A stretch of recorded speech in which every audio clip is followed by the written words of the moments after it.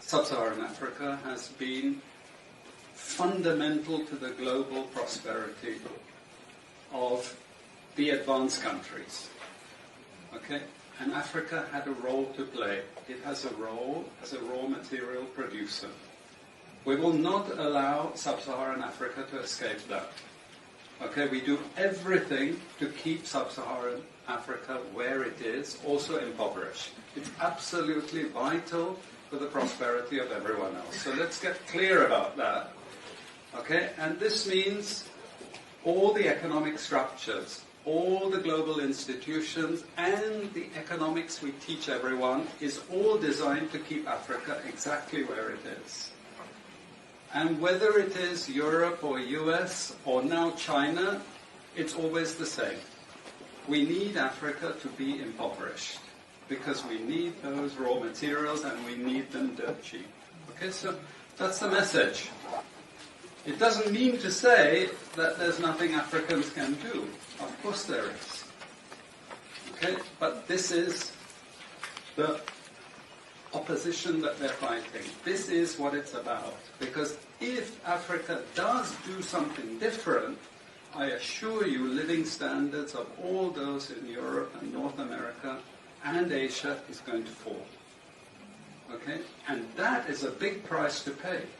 I assure you that the West is not going to allow that without a big fight. Okay, so this is what it's fundamentally about. What I want to show you is how these structures are operating. It's just 20 minutes, so we can't do very much, but just to give you a little bit of an idea. And why I keep the ideology part there is because we are part of the producers of ideology.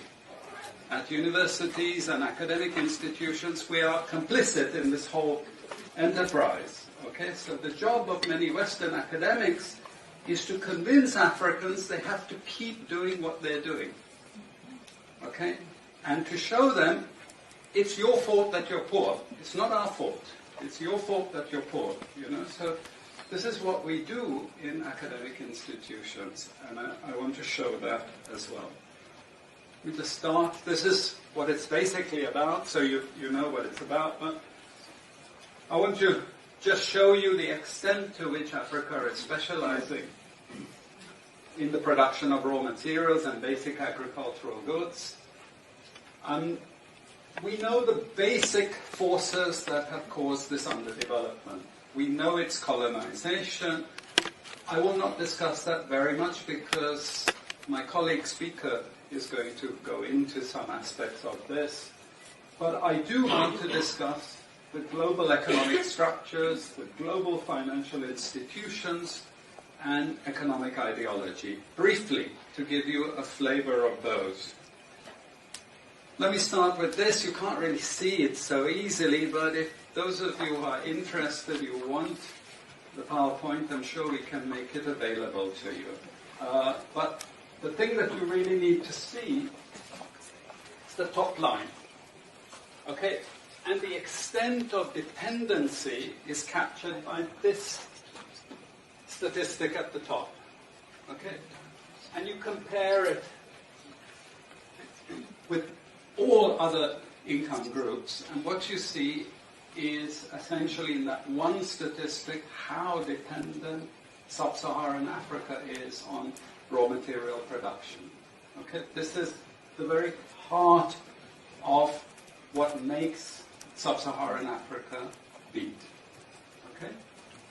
Here, just to have a look at one very important additional statistic, with all this export coming from Sub-Saharan Africa, how much does Sub-Saharan Africa account for in terms of global trade value?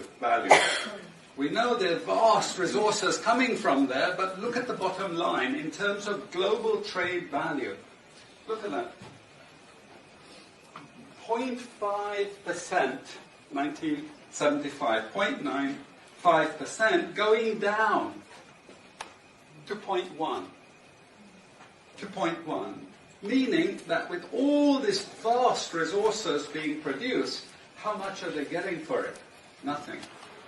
Nothing. This is a very significant piece of data. Then I just want to show you what has happened to sub-Saharan Africa, because what we know, and from all studies, no country ever develops without manufacturing. Okay, producing raw materials will not take you anywhere. Producing basic agricultural goods will not take you anywhere. And let's have a look at how much manufacturing activity takes place in sub-Saharan Africa. We can look over the last 15 years. 20 years. And we see manufacturing has actually declined as a percentage of the total. This is percentages of total production in sub-Saharan Africa. How much of it is accounted for by manufacturing? So this figure here is 17% of the total. Most of the rest, when we talk of industry, it includes manufacturing, but the bulk of it is mining. Okay? Raw material extraction. This is the bulk of it. And here we see actually raw material extraction has stayed the same. What has caused industry to fall is the fall in manufacturing production. This is deliberate because we will never, as Western economists, as Western policymakers, we cannot afford to allow Africa to industrialize and start producing manufactures. Okay, so we will do everything to stop that. And I'm going to show you how we actually block that.